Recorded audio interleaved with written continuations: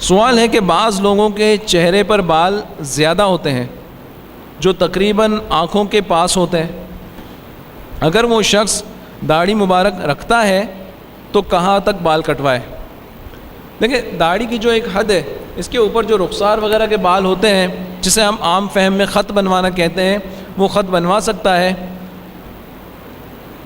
حضور علیہ الصلوۃ والسلام کا اللہ تعالیٰ نے جو حسن و جمال عطا فرمایا، حضرت حسان بن ثابت رضی اللہ تعالیٰ عنہ نے کیا خوب ارشاد فرمایا، وَأَحْسَنُ مِنْكَ لَمْ تَرَ قَطُّ عَيْنِي، آپ سے زیادہ حسین میری آنکھ نے کبھی دیکھا ہی نہیں۔ وَأَجْمَلُ مِنْكَ لَمْ تَلِدِ النِّسَاء، آپ سے زیادہ خوبصورت کسی ماں نے جنا ہی نہیں۔ خُلِقْتَ مُبَرَّأً مِنْ كُلِّ عَيْبٍ، آپ ہر عیب سے مبرہ پیدا فرمائے گئے۔ كَأَنَّكَ قَدْ خُلِقْتَ كَمَا تَشَاءُ، گویا کہ آپ ایسے پیدا کیے گئے، ایسے تخلیق فرمائے گئے جیسے آپ نے خود چاہا ہو۔ کوئی شخص اگر اس کے ہاتھ میں اختیار ہو کہ میری پیدائش، میرا حسن میرے اپنے اختیار میں ہو تو کوئی کسر چھوڑے گا؟ تو یہی کہے گا کہ مخلوق میں سب سے حسین مجھے پیدا ہونا چاہیے، ہوگا نا؟ آپ اپنے گھر کا فرنیچر بنوائیں گے، اچھے سے اچھا بنوائیں گے، کچن بنوائیں گے، اچھے سے اچھا بنوائیں گے اپنے بجٹ کے مطابق۔ تو اسی طرح گویا کہ حضور علیہ الصلوۃ والسلام کی تخلیق یوں ہوئی کہ جیسا آپ نے خود چاہا ہو کہ ایسا پیدا کیا جائے۔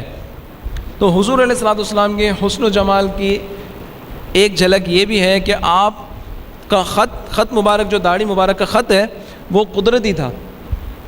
تو خط بنوانا حضور علیہ الصلوۃ والسلام سے ثابت تو ہو نہیں سکتا، اس لیے کہ قدرتی طور پر اللہ تعالیٰ نے آپ کو ایسی داڑھی مبارک عطا فرمائی تھی کہ جس میں خط بنانے کی حاجت ہی نہیں تھی۔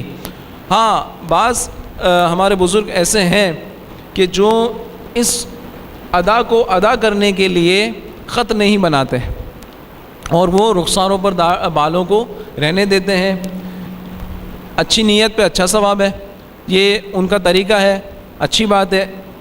اور اگر خط بنواتا بھی ہے تو اس کی شرعاً اجازت ہے، اور جتنی مروجہ داڑھی ہے اس سے اوپر خط بنوایا جا سکتا ہے۔ خشخشی داڑھی کرنا یا بچی کے بال بنوانا، جسے یہ کہتے ہیں کہ یہاں سے شیپ دیا جاتا ہے، ہونٹوں کے نیچے سے ایک شیپ دیا جاتا ہے، یہ شرعاً جائز نہیں ہے۔